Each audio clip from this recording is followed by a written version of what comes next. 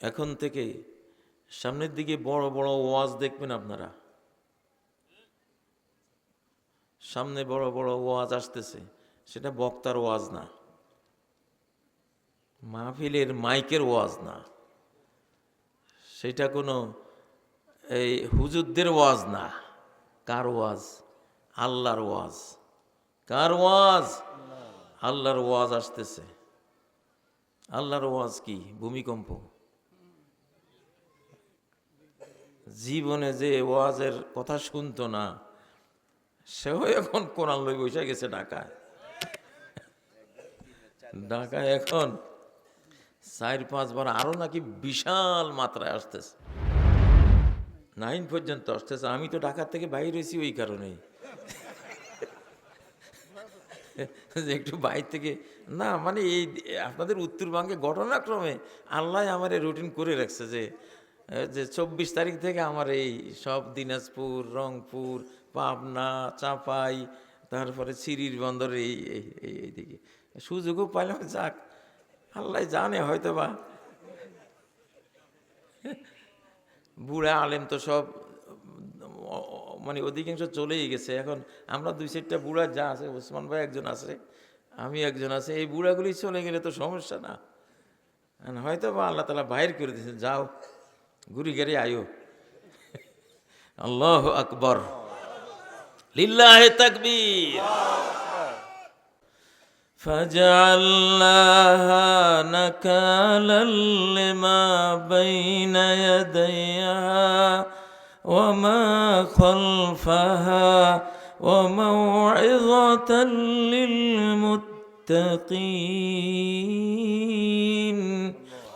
আমি ওটাকে তাদের আগের পরের ওয়ালাদের জন্য একটা আযাব, পানিশমেন্ট, টর্মেন্ট, সিভিয়ার পানিশমেন্ট হিসেবে আমি দিয়েছি। আর আমার প্রেমিক, আমার মুত্তাকিন বান্দাদের জন্য এটা একখানা ওয়াজ। তাহলে ভূমিকম্প কি? বহুত বড় ওয়াজ। হাসিনার পতন কি?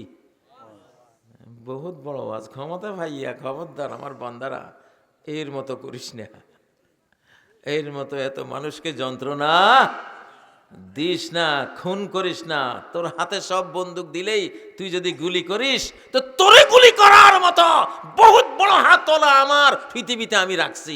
সাবধান, লা ইউজিবান্নাকা রাহবুজ যিরাআইনি বিল কতলি ফাইন্না লাহু ইনদাল্লাহি কাতিলান লা ইয়ামুত।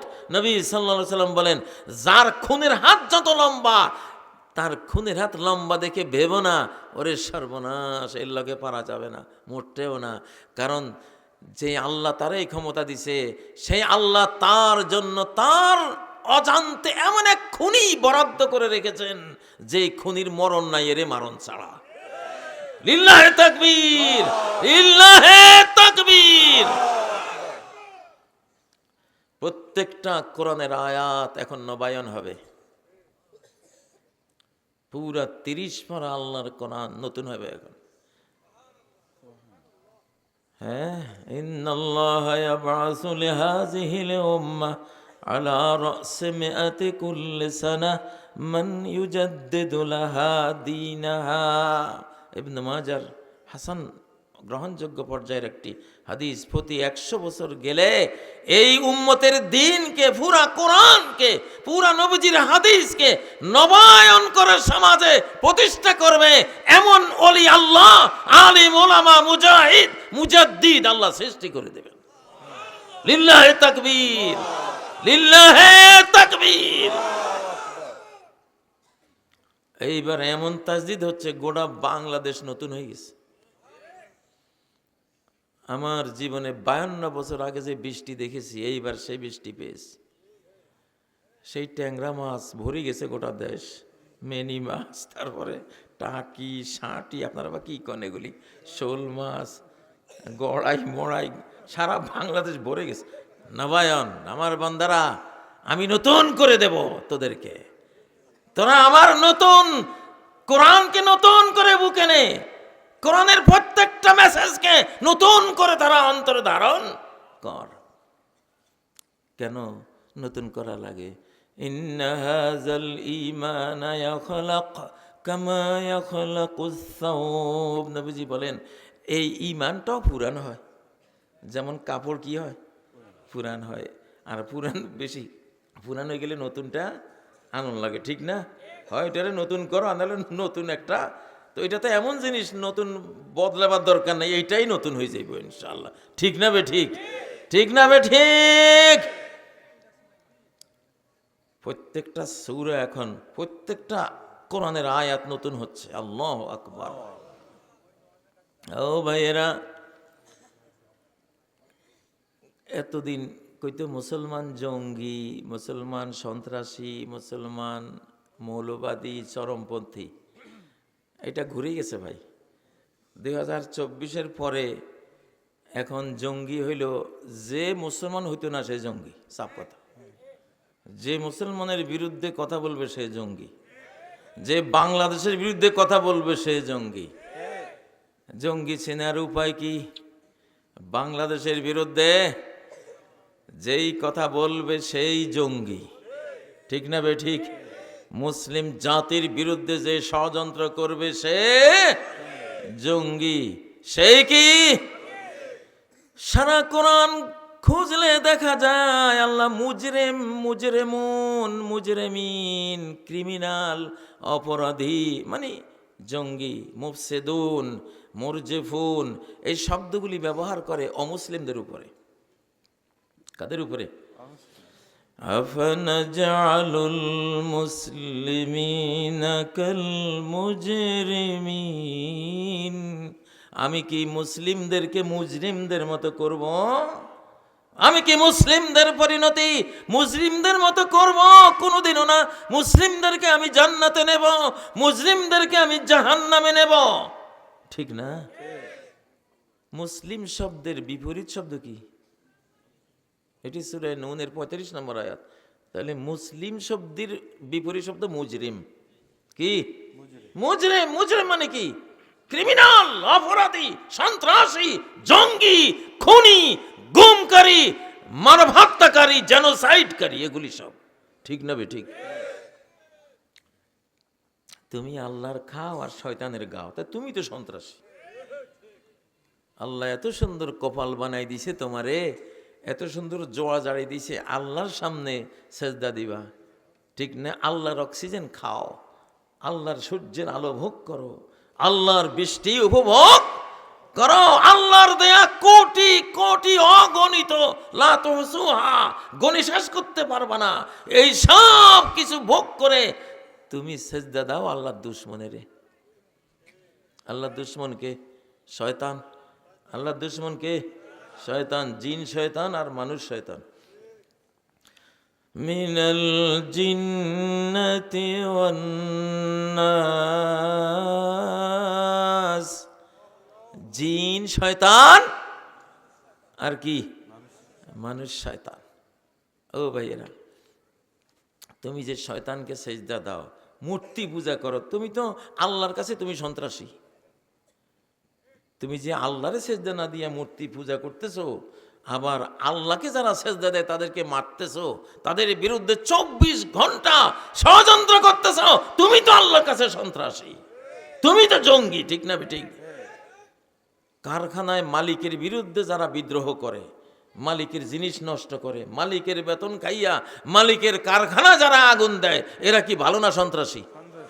তো এই বিশ্বজাহান কার মালিকানায়? আল্লাহর। এই কারখানায় কুদরত কার? আল্লাহর। প্রতি ইঞ্চি ভূমি কার? প্রতি ধূলিকণা কার? তো এইখানে তো মূর্তিকে সেজদা দেওয়া মানে তুমি আগুন লাগাই দিলা মহাবিশ্বে। একটা শিরিক করলা মানে আকাশ ফাটিয়ে চূর্ণ বিচ্ছিন্ন করে মাখলুকের মানুষের উপরে ফেলার মতো কাজ করলা। একটা শিরিক করলা মানে পৃথিবীর টুকরা টুকরা করে ফেলার মতো তুমি কাজ করে বসলা। একটা শিরিক করলা মানে পাহাড়কে গুঁড়িয়ে দেওয়ার মতো, একটা 1000 কোটি অ্যাটম বোমের চেয়েও আরো বড় অপরাধ তুমি করলা। আজকে বিজ্ঞানীরা টেকটনিক প্লেট খোঁজে, যে টেকটনিক প্লেট ইন্দোনেশিয়ান, তারপরে ওই যে বার্মা প্লেট, এইগুলি একটার লগে একটা সংঘর্ষ লাগছে, একটার নিচে একটা চলে যাচ্ছে, এই জন্য বিপুল শক্তি মাটির নিচে সৃষ্টি হয়েছে। এগুলি বিস্ফোরণ করে কয়েক হাজার পরমাণু বোমার মতো করে যখন বাইরে হবে তখন উত্থান পতনে বাংলাদেশের বহু এলাকা গোরস্থান হয়ে যাবে। তোমরা এটা বুঝতেছো, ঠিক আছে, ঠিক আছে, কিন্তু স্রষ্টা তো এটারে বানাইছে এরকম, ঠিক না বেঠিক? এই দুনিয়াতে অ্যাটম বোমের উপরে বসে রয়েছে, নিচে হলো জাহান্নাম, আগুন। সিজ্জিন কোথায়? নিচে। জাহান্নাম তো নিচে, সেটার উপরে বসা। তো এটা তো এরকম ঝুঁকি থাকবেই, কিন্তু সেটা তোমারে কোনোদিন মারবে না আল্লাহর হুকুমে, যদি তুমি নিজে তোমার নিরাপত্তা ধ্বংস না করো। তোমারে কোনোদিন মারবে না। যখন মদিনায় ভূমিকম্প হলো, হযরত ওমর লাঠি নিয়ে মাটির উপরে মারলেন আর বললেন, মা আসরা মা হাদাসতুম লাইন আদাতনা উসাকিনুকুম ফিহা। হ্যাঁ, এই মদিনাবাসী, কি কারণে ভূমিকম্প আসবে? জবাব দাও। শোকজ, কারণ দর্শা নোটিশ। সরকার প্রধান শোকজ দিছে। কি পাপ করছো, কি অপরাধ করেছো, কি গুনাহ এখানে নতুন করে আমদানি করেছো যে মাটি এভাবে কেঁপে উঠলো? বুঝা গেল মাটি কাঁপার অনুমতি পায় পাপের কারণে। কিসের কারণে? তাকাদুস সামাওয়াতু ইয়াতাফাত্তারনা মিনহু ওয়া তানশাক্কুল আরদু ওয়া তাখিরুল জিবালু হাদ্দা। ওরা একটা শিরিক করেছে যে আল্লাহ সন্তান আছে। বেঈমানরা কইছে, আল্লাহ কয় এই কথাটা, এই যে মুখ দিয়ে, এই নাপাক মুখ দিয়ে নাপাক কথাটা বললি, আমার আকাশ যেন ভেঙ্গে পড়ে যাবে। আমি ধরে রেখেছি, ইন্নাল্লাহা ইউমসিকুস সামাওয়াতি ওয়াল আরদা আন তাযুলা। তোদের এই ভয়াবহ উক্তির কারণে আমার বিরুদ্ধে আমি মহাবিশ্ব সৃষ্টি করেছি। কোন সাথে সাথে হয়ে গেছে এই মহাবিশ্ব, ঠিক নয় কি? আমার এই সৃষ্টি পৃথিবীতে আমার বিরুদ্ধে তোমরা অবস্থান নাও। আমাকে তোমাদের মতো মনে করেছো, তোমাদের যেমন বাচ্চা হয়, কারণ তোমরা অক্ষম, বাচ্চা একটা না হলে তোমার বংশ কাটা, ঠিক না? তুমি নির্বংশ হয়ে যাবে, আটকুড়া হয়ে যাবা। তা আমাকে কি নিজেদের মতো মনে করছো নাকি? হ্যাঁ, এক একটা শিরিক, এক একটা লক্ষ্মীর পূজা, নারায়ণের পূজা, গণেশের পূজা আকাশকে ধ্বংস করে দেওয়ার মতো একটা ভয়াবহ বিপর্যয়, বিপর্যয়, ডিজাস্টার, ধ্বংসযজ্ঞ তোমরা করতেছ। মাটির ভিতরে যেই কম্পন চলছে তার চেয়ে বড় কম্পন সৃষ্টি করছো তোমরা নিজেরে। ظهر الفساد في البر والبحر بما كسبت أيدي الناس। হায় হায় হায় হায়, ও মানুষেরা, নিচে কি হইতেছে না হইতেছে তোর হেগুলি দেখার দরকার নাই, সেগুলি আমি দেখতেছি। তুই কি করতেছিস ওইটা দেখ, তোর কি করণীয়, কি বলনীয় সেইটা তুই চিন্তা কর, ঠিক না বে ঠিক? ইন্ডিয়া গিয়া চুক্তি করে আসছো, হ্যাঁ, যে বাংলাদেশে ওই আগের মতো জঙ্গিবাদী নাটক করার মতো অজিত দোভাল রয়ের প্রধান, ওইটাতে রয়ের গুরু, রয়ের গুরুর সাথে মিটিং করে কি চক্রান্ত করে আসছো, যেই চক্রান্ত আল্লাহ তো শুনছেন সব। আবার এই মুসলিম মানচিত্রের এই পবিত্র ভূমিকে আবার ওই নাফাক হিন্দুত্ববাদী আরএসএস বিজেপি আল্লাহর দুশমনদের হাতে তুলে দেওয়ার চক্রান্ত করেছিস। এই জন্য আল্লাহ নাড়া দিছে, ভূমিকম্প দিছে। এইবার আমি বরদাস্ত করব না। এই বাংলাদেশ এখন আমার হাতে, যদি আল্লাহর হাতে বাংলাদেশ না হতো, 52 বছরের বৃষ্টি কে ফেরত দিত? 52 বছর আগের বৃষ্টি কে ফেরত দিত? 52 বছর আগের মাছে ভাতে বাঙালি, মাছে ভাতে যে বাঙালি বাংলাদেশি আবার ফেরত আসতেছে, আলহামদুলিল্লাহ। দেশ কার কাছে? কিছু সময় পৃথিবী ডাইরেক্ট হয়ে যায় আল্লাহর হাতে। আব্রাহা যখন কাবা ভাঙতে আসছিল, কুরাইশের কোনো ক্ষমতা নাই, তখন কাবার রক্ষার কাজটা ডাইরেক্ট হয়ে গেছে কার হাতে? এটা আব্দুল মুত্তালিবে বুঝতো। সে বলল, ইন্নালে হাযাল বাইতে রাব্বান সায়াহফাজু। এই ঘরের একজন মালিক আছে, আজকে আমার ক্ষমতা নাই, ক্ষমতা মালিকের হাতে চলে গেছে, উনি দেখবে, উনি রক্ষা করবে। ওয়া আরসালা আলাইহিম তায়রান আবাবিল। ওই যে আমাদের আবু সাইদরা, এগুলি তো আবাবিলে ছিল, ছোট ছোট পোলাপাইন, আমরা পড়াইছি আমাদের বক্তব্যে। আল্লাহ আবাবিলের হাতে আরেক হস্তি বাহিনী, বাংলার হাতি বাহিনী, ওইটারে আল্লাহ নিপাত করছে। ওইটা হলো পাখি আবাবিল, এটা হলো মানুষ আবাবিল। পৃথিবী এখন ডাইরেক্ট কার হাতে? কার হাতে? সাবধান, বাংলাদেশকে নিয়ে কোনো ষড়যন্ত্র করবি না কেউ। তোর বিমান কামান, তোর পরমাণু বোমা, তোর ওই যে S-400, তোর হাতে কি আছে না আছে, এগুলি ফোলা পায়নি ঈদের স্থানে যে বাহ্যি ফুটায় এগুলি, ঠিক না বে ঠিক? ঠিক না বে ঠিক? আল্লাহ তাআলা আকাশ থেকে একটা ছুঁড়ে দিবে, একটা 150 কিলোমিটার লম্বা একটা পাথর ফেলে দেবে, এক মহাদেশ তলায় যাবে গা। আল্লাহর ক্ষমতা, আল্লাহর সাথে হরদর্মি করো। হ্যাঁ ও ভাইয়েরা, কইতেছি কোরআনের প্রত্যেকটা আয়াত এখন নতুন হইব। ইন্না বাতশা রাব্বিকা লাশাদীদ, তোমার রবে সহজে ধরে না, সহজে ধরে না, ধরে না, ধরে না। যখন ধরবে জেনে রাখো, নিশ্চিত জেনে রাখো, তোমার রবের ধরা অত্যন্ত অত্যন্ত কঠিন। সেই ধরা এখন নতুন ভাবে ধরা হচ্ছে, ধরা শুরু হয়েছে না? ধরা শুরু হয়েছে না?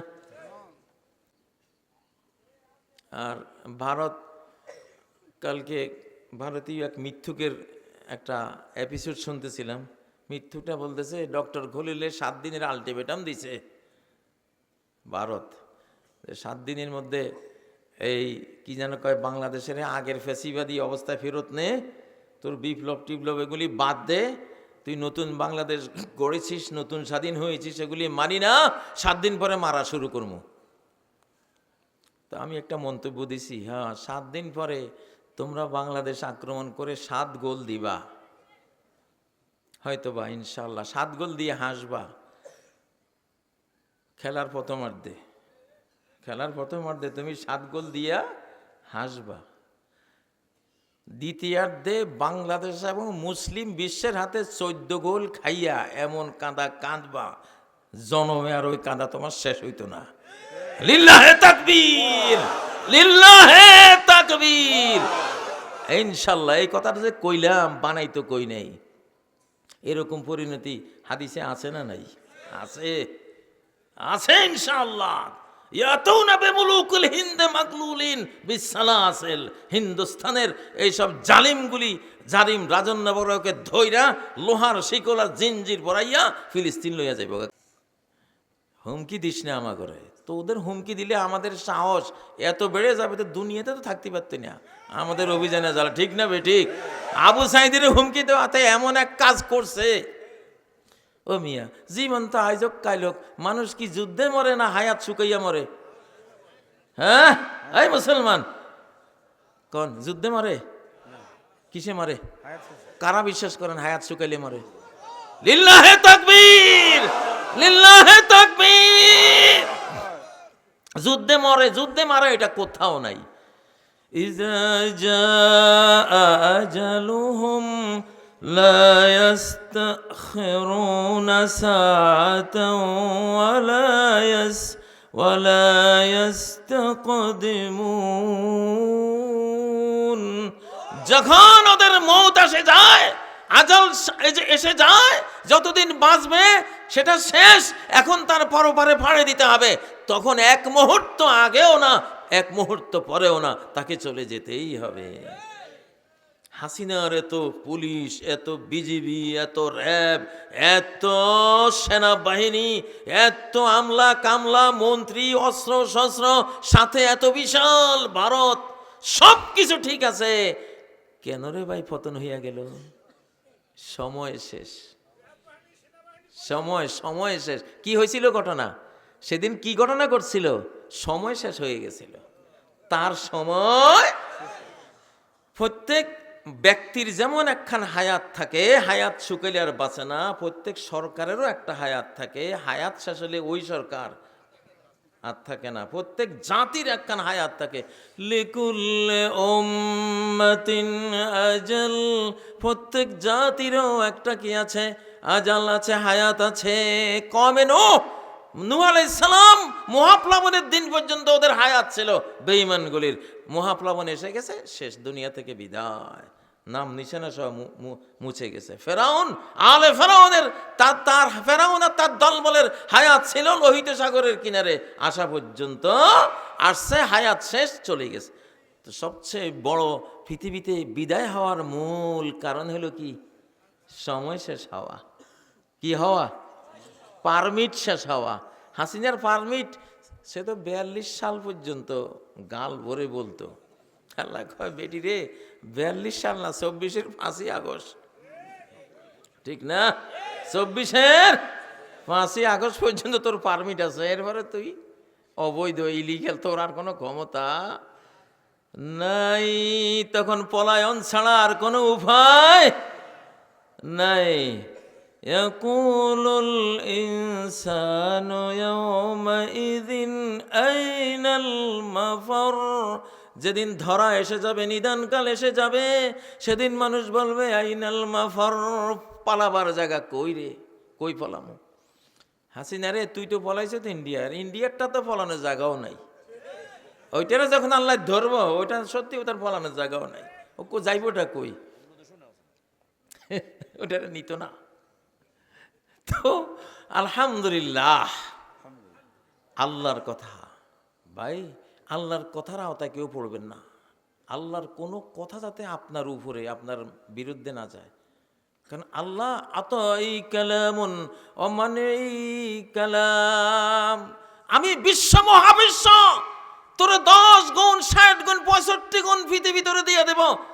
জান্নাতে গেলে আমার এক কথায়, শুধু এক কথা, এই মহাবিশ্ব সৃষ্টি করেছে, কুন ফায়াকুন, হয়ে গেছে।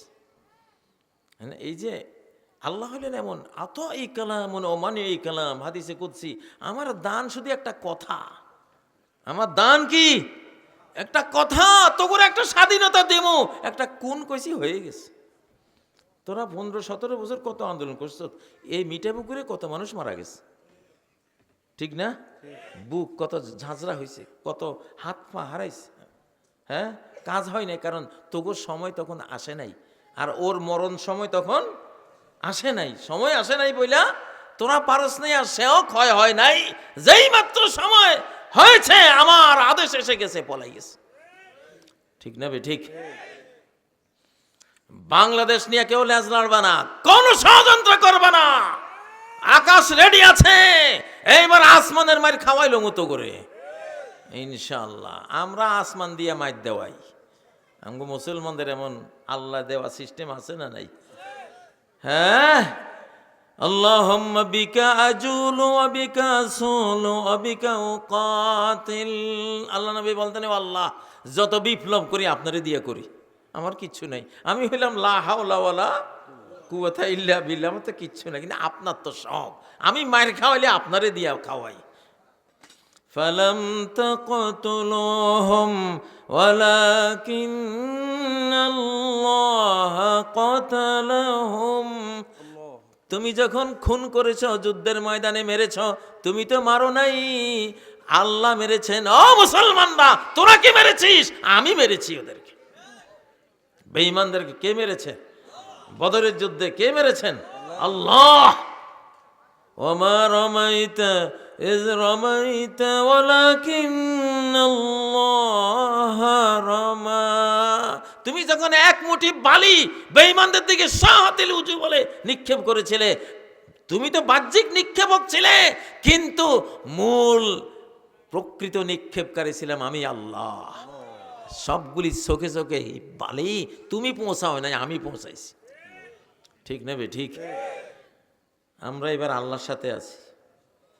কার সাথে? গত শতাব্দীতে খালি বিজ্ঞানের ক্ষমতা, পরমাণু বোমার ক্ষমতা, হাইরে অ্যাটমের ক্ষমতা, হাইরে স্ফোরণের ক্ষমতা, এইবার দেখি ওগুলি কিচ্ছু না। সব ক্ষমতা কার? ইন্নাল কুওয়াতা লিল্লাহি জামিআ। ক্ষমতার পুরোটাই কার হাতে? পুরোটাই কার হাতে? মালিক আছে যেদিকে, আমরা আছি সেই দিকে। ভাই, আমরা গোলাম। লা হাওলা ওয়ালা কুওয়াতা ইল্লা বিল্লাহর মালিক। আমাকে মালিক এখন খেপা, উনি রাগান্বিত, ক্রোধান্বিত বেঈমানদের উপরে। কার উপরে? হ্যাঁ, বেঈমানদের উপরে রাগ না হলে এত দাবানল দেয় আল্লাহ? এত বন্যা প্লাবন দেয়? হ্যাঁ, এত ভূমিকম্প দেয়। বাইনা ইয়াদাই সাআতি মাউতানুন শাদীদ সুম্মা বাদা যালিকা সানাওয়াতুজ জালাজিল। ইমাম বাইহাকির বর্ণিত হাদিস যে কিয়ামতের আগে একটা বিশাল মহামারী আসবে। যে গেছে না একটা করোনা গেছে না, এটার পরে পরে আসবে সিরিজ ভূমিকম্পের বছর। এখন শুরু হয়েছে। আমি তো যা দেখতেছি ঢাকায় মানুষ থাকতে পারতো না। বাড্ডার নিচে হলো আসলটা। আমি একসময় চিন্তা করতাম, আচ্ছা বাড্ডা শব্দটা আইলো কোত্থেকে, কালকে বাহির করছি। বাদ্দা বুদ্ধু বাদাত মানে হলো চূর্ণ বিচূর্ণ করে দেওয়া। আচ্ছা হযরত খুবাইব দোয়া করেছিলেন, আল্লাহুম্মা হাসিম আদাদা ওয়াকতুলহুম বাদাদা ওয়ালা তুবকি মিনহুম মাহাদা। বাদাত মানে বাদ্দা, বাদাত বাড্ডা, ওই তো ওই ডাল ডাল হয়ে গেছে আর কি, এক এক ভাষা থেকে আরেক ভাষায় আসতে হয়। তো বাদ্দন মানে হলে একেবারে চুনাচার করে দেওয়া, একবারে চূর্ণ বিচূর্ণ দীর্ণ বিদীর্ণ করে দেওয়া। হয়তো অনেক অতীতে এরকম এখানে ভূমিকম্প আরও হয়েছে, হইয়া সব কিছু মেসাকার হয়েছে। এই জন্য আরবরা এটার নাম দিয়েছে বাড্ডা। ধাক্কা, ঢাকা যে এটা ধাক্কা, দাক্ষণ মানেও চূর্ণ বিচ্ছিন্ন করে দেওয়া। এই ঢাকা শহরের ভিতরে এত ভূমিকম্পের এত সৈনিক বসে রয়েছে, এটা কি খালি এখন না হাজার হাজার বছর থেকে ছিল? এটা চারপাশে নদী, জলাশয়, ডোবা, এগুলি ভূমিকম্পের আলামত বহন করে। ভয়াবহ ভূমিকম্প হলে অনেক ভূমি নিচু হয়ে যায়, জলাশয় হয়ে যায়, অনেক ভূমি উঁচু হয়ে যায়, নদী তৈরি হয়। বুঝেন না? তাহলে ঢাকা মানে তো ধাক্কা, ধাক্কন মানেও চূর্ণ বিচূর্ণ। বাঙালিরা ঢাকার ব্যাপারে একটু চিন্তা ভাবনা করো। আমি ভাই চিন্তা করি ফেলাইছি, কারণ হাতে ধরে বিপদে থাকা তো দরকার নেই। তোমর কইছে যদি আরেকবার আসে, তো কয়বার আসে গেছে? তো কইছে আরেকবার আসলে আমি থাকবো না, কারণ তোরা পাপ করস, পাপের কারণে ভূমিকম্প আসে, পাপের কারণে জমিনে ভয় পায়, আল্লাহর ভয়ে কাঁপতে শুরু করে। হ্যাঁ, জিনা ওয়াশারিবুল খুমুর ও দারাবু বিল মাআজিব গার আল্লাহু আযজা ওয়া জাল্লা ফি সামাই ফাকালা লিল আরদি তাযালজালি বিহিম ফাইন তাবু ওয়া নাযাউ ওয়া ইল্লা হাদামাহা আলাইহিম। রাওয়াহু ইমাম ইবনু আবি দুনিয়া। এটা একটা হাদিস।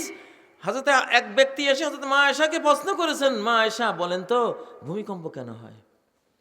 তিনি বললেন তিনটা কারণ। ইজাস্তাবাহু জিনা, জিনা ব্যভিচার যখন একেবারে মানুষেরা বৈধ করে ফেলায়।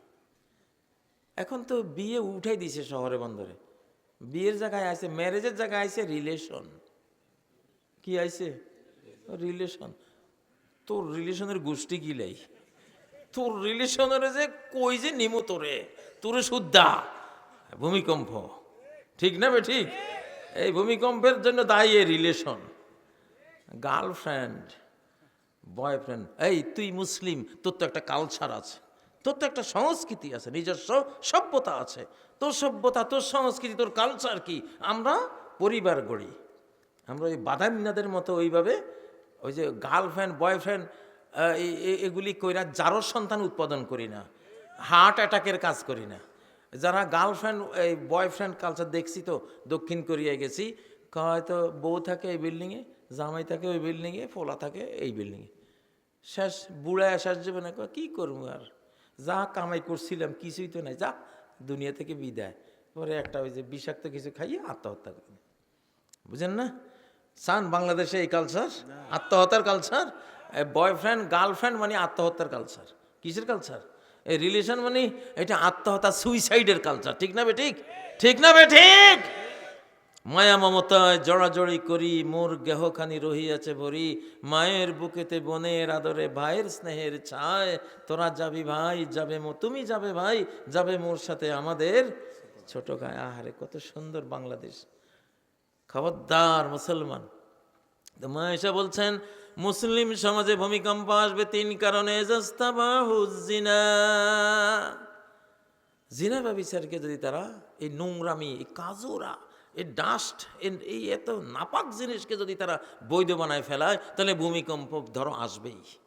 2 নম্বর ওয়াশারিবুল খুমুর, মদ পান, ইয়াবা বাবা কত কিছু রে ভাই।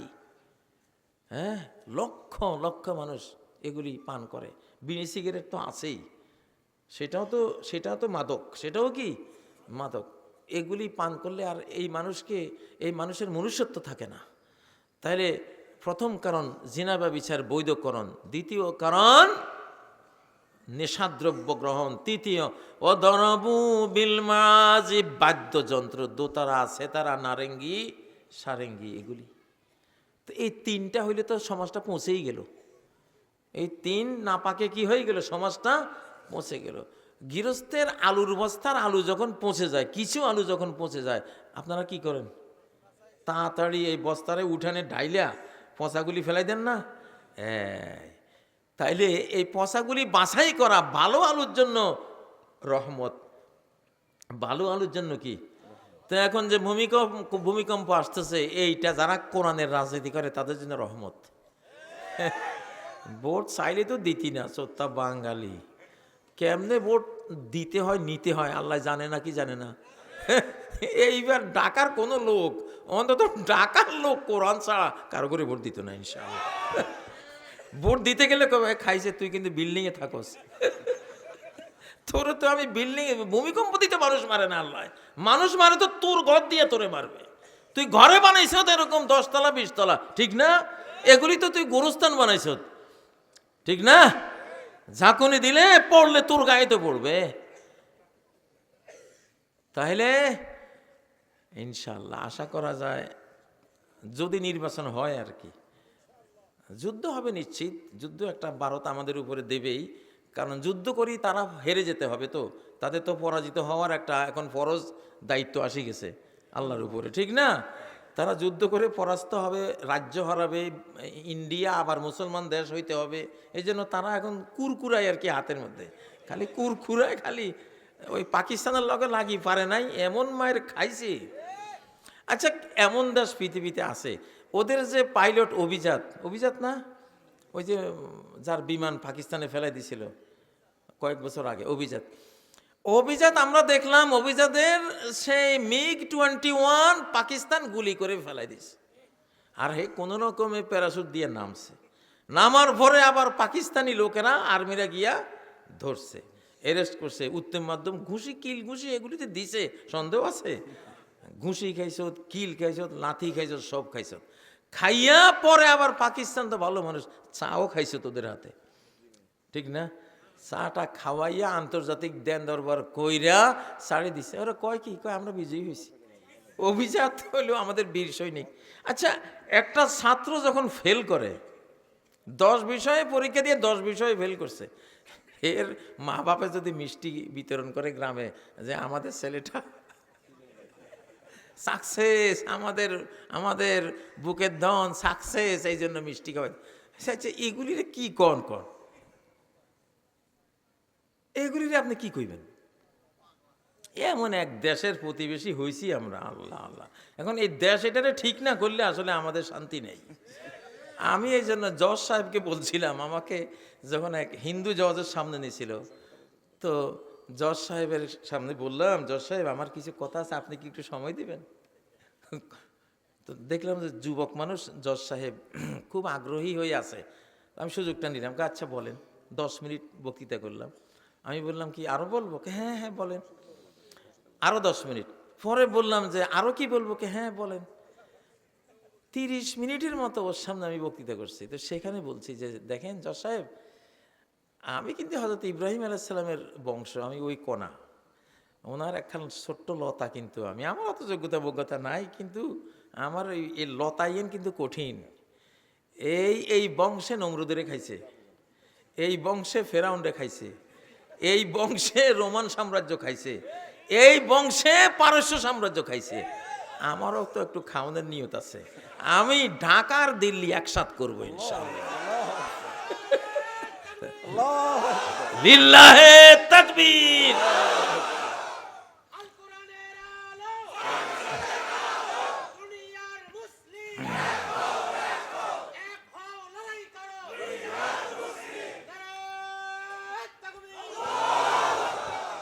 জি ইনশাল্লাহ। এখন ইন্ডিয়ার ওরা হিসাব করতেছে যে এই লোকটা যে কইলো ঢাকা দিল্লি একসাথ করব, তো ঢাকায় তো আমরা পরাজিত হয়েছি, ঢাকাতন তো আমাদেরকে খেদাইছি, বাকি অর্ধেকে না বাকি। এটা আবার কোন সময় কি? আমি কি শুন, আমার শক্তিতে আমি কিচ্ছু করবার কথা কই নাই, আমার বন্ধুর শক্তি আছে না নাই?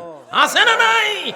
হ্যাঁ, فقد آتينا آل إبراهيم الكتاب والحكمة وآتيناهم ملكا عظيما الله أكبر সূরা নিসা 54 নম্বর আয়াত। আমি ইব্রাহিম আমার বন্ধু ছিল, ইব্রাহিম আল খলিল আলাইহিস সালাম আমার অন্তরঙ্গ আলটিমেট ফ্রেন্ড ছিল। আমি তার বন্ধুত্ব রক্ষায় আমি তার বংশে কিতাব দিছি, প্রজ্ঞা দিছি, মুলকান আজিমা, তাদেরকে বিশাল, এই যে এখনকার মুসলিম অর্ধ পৃথিবী এইটা আমি দিছি, আর বাকি অর্ধেক ইনশাল্লাহ সামনে দিব আল্লাহ। আমি হেই বলে কিন্তু কথাটা কইছি, আমি তো জানি ইনশাল্লাহ এটা হবে, সামনে সামনে হবে। আগামী হয়তো 20-25 বছরের মধ্যে দেখবেন যে গোটা পৃথিবী আমাদের হাতে ইনশাল্লাহ। তো পৃথিবীতে আমাদের হাতে আসতে হইবে, এই জন্য ওই বোকারা আমাদের উপরে কিছু যুদ্ধ চাপাবো, চাপাইয়া এমন মায়ের খাইব রে ভাই, প্রথমার্ধে 5 গোল দিয়ে হাসবো, শেষার্ধে 7 গোল খাইয়া কানতে কানতে ময়দান ছাড়বো। ঠিক না ভাই? ঠিক। এক বিশ্বযুদ্ধে এরকম হয়েছিল না? প্রথমার্ধে 5 গোল দিছিল, দিয়া সেই 7 আপ ফান্টা এটা সেটা খাইতেছে, আর ওই যারা গোল খাইছে তারা তো একবারে আদা মরা। কিন্তু শেষ দ্বিতীয়ার্ধে ওরা এমন উজ্জীবিত হয়েছে, 7 গোল দিছে। তো তখন একটা লেখালেখি হয়েছে যে শেষ হাসিটাই ভালো, শেষ হাসিটাই কি ভালো। আমরা ইনশাল্লাহ মুসলিম উম্মার আর হারবার কোনো সুযোগ নাই এখন ইনশাল্লাহ। কারণ ডাইরেক্ট কার হাতে? আল্লাহ যেদিন ফেরাউন মারছিলেন সেদিন পৃথিবী ডাইরেক্ট কার হাতে ছিল? যেদিন কওমে লুতেরে মারছিলেন ডাইরেক্ট কার হাতে ছিল? হ্যাঁ, যেদিন কওমে শুআয়ব, কওমে আদ, কওমে সামুদ, কওমে নূহ এগুলিকে মেরেছিলেন ডাইরেক্ট কার হাতে? ওয়াযাক্কিরহুম বিআইয়ামিল্লাহ,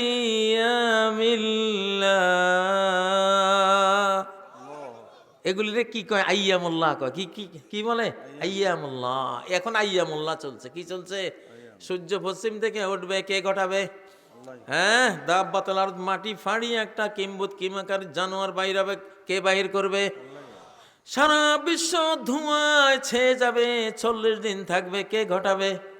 এগুলি আইয়ামুল্লাহ। এগুলি কি? তারপরে একটা বিশাল দেশ বা মহাদেশ পৃথিবীর পূর্ব অঞ্চলে তলিয়ে যাবে, মানচিত্র থেকে হারিয়ে যাবে। খাসফান বিল মাগরিব, পৃথিবীর পশ্চিম গোলার্ধে আরেকটা দেশ বা মহাদেশ মাটির নিচে চলে যাবে, কে ঘটাবে? খাসফান বে জাজিরাতিল আরব, আরব বদ্বীপে যেগুলি বেশি দুষ্ট, আমি দেখিয়েছি ভাই, কাতারে ছিলাম, দুবাইতে ছিলাম, আর সৌদিতে ছিলাম। একটা অঞ্চল মোটামুটি আমি আইডিয়া করি আসছি, যদি তলায় তো এইটা তলাইব, নাম কইতাম না ভাই, লক্ষণে বুঝিয়েছি, বুঝেন না? তো এই যে তলানি যেদিন তলাইব সেই দিনটা কার? আল্লাহর। এগুলিতে কি কয়? ওয়াযাক্কিরহুম বিআইয়ামিল্লাহ। হাসিনা পতনের দিন আল্লাহর দিনগুলির মধ্যে একটা দিন ছিল 5ই আগস্ট, ইয়াউমুন মিন আইয়ামিল্লাহ। এটা কার দিন ছিল? আল্লাহর দিনে আল্লাহ ছাড়া কারো কোনো ক্ষমতা। লিমানিল মুলকুল ইয়াউম, আজকের রাজত্ব কার? লিল্লাহিল দিল কহার, এক মহাপরাক্রমশালী, সকল শত্রুকে নাস্তানাবুদকারী আল্লাহরই রাজত্ব, আর কারো রাজত্ব নাই। প্রিয় বন্ধুরা, একজনকে বায়ত নেব সবার পক্ষ থেকে, যদি বাংলাদেশ আক্রান্ত হয় জীবন সম্পদ সব কিছু দিয়ে শেষ নিঃশ্বাস থাকা পর্যন্ত যুদ্ধ করে যাব ইনশাল্লাহ। কে আমার হাতে হাত দিবেন? একজন হাত দেন। ইনশাল্লাহ।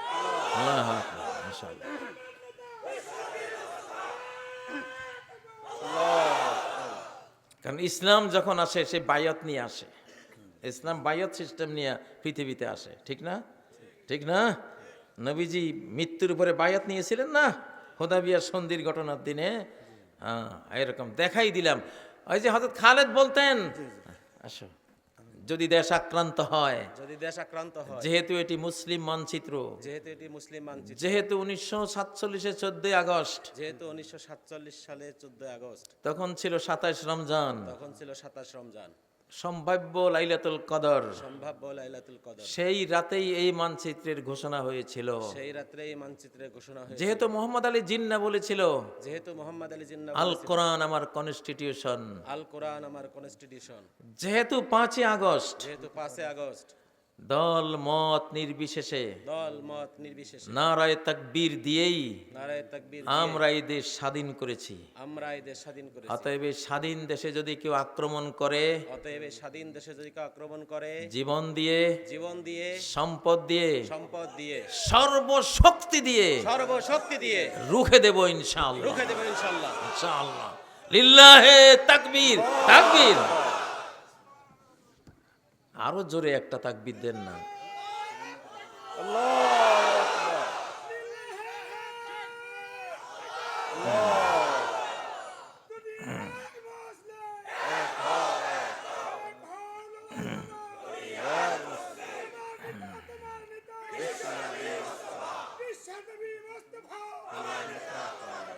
আমি এই মাহফিল থেকে ডক্টর ইউনুস সাহেবের কাছে একটি প্রস্তাব রাখছি যে আপনার সরকার যেহেতু গণমানুষকে, তরুণদেরকে ট্রেনিং দেওয়া শুরু করেছেন, আলহামদুলিল্লাহ, আমরা চাই সক্ষম সকল পুরুষ এমনকি নারীরাও ট্রেনিং নেবে ইনশাআল্লাহ।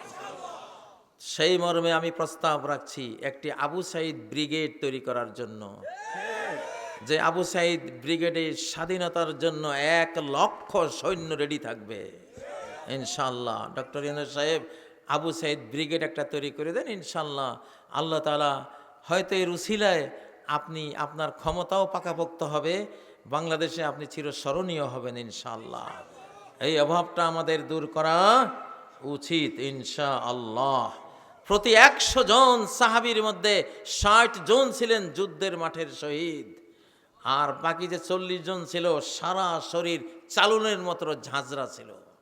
আমরা চাই সেরকম একটা জীবন। কারা কারা চান? কারা কারা চান? লিল্লাহে তাকবীর, লিল্লাহে তাকবীর, লিল্লাহি তাকবীর। আমি এই তাকবীর দিয়েই আজকের এই মাহফিল আমি শেষ করছি। আল্লাহ তাআলা আমাদের এই আবেগ, এই উচ্ছ্বাস, এই আগ্নেয়গিরির লাভা উদ্গীরণ, এই ঈমানের এই মহা উত্তাপ আল্লাহ তাআলা মরণ পর্যন্ত আমাদের হৃদয়ে তিনি যাতে বাকি রাখেন, অবশিষ্ট রাখেন, সেই দোয়া করছি। আল্লাহ তাআলা আবু সাইদের, শহীদ আবু সাইদের স্মৃতিধন্য এই অঞ্চলকে ইসলামের জন্য কবুল করুন। আমি 1975 সাল থেকে উত্তরবঙ্গে আছি। আমার পিতা আমাকে বলে গিয়েছিলেন, উত্তরবঙ্গের মানুষের অন্তর অনেক ভালো, কিন্তু এখানে ভালো আলেমদের সংখ্যা কম। তোমাকে এই এলাকার জন্য রেখে গেলাম, এই এলাকায় সেবা দাও, খেদমত দাও। তো আমার পিতা হযরত মাওলানা আব্দুল গনি রাহিমাহুল্লাহ, তো ওনার ওই ওসিয়তটা আমি রক্ষা করে চলেছি ইনশাআল্লাহ, আজীবন রক্ষা করে যাব ইনশাআল্লাহ। আল্লাহ তাআলা কবুল করুন আমাদের সবাইকে। সুবহানাকাল্লাহুম্মা ওয়া বিহামদিক, আশহাদু আল্লা ইলাহা ইল্লা আনত, আস্তাগফিরুকা ওয়া আতুবু ইলাইক। আসসালামু আলাইকুম ওয়া রাহমাতুল্লাহি ওয়া বারাকাতুহু।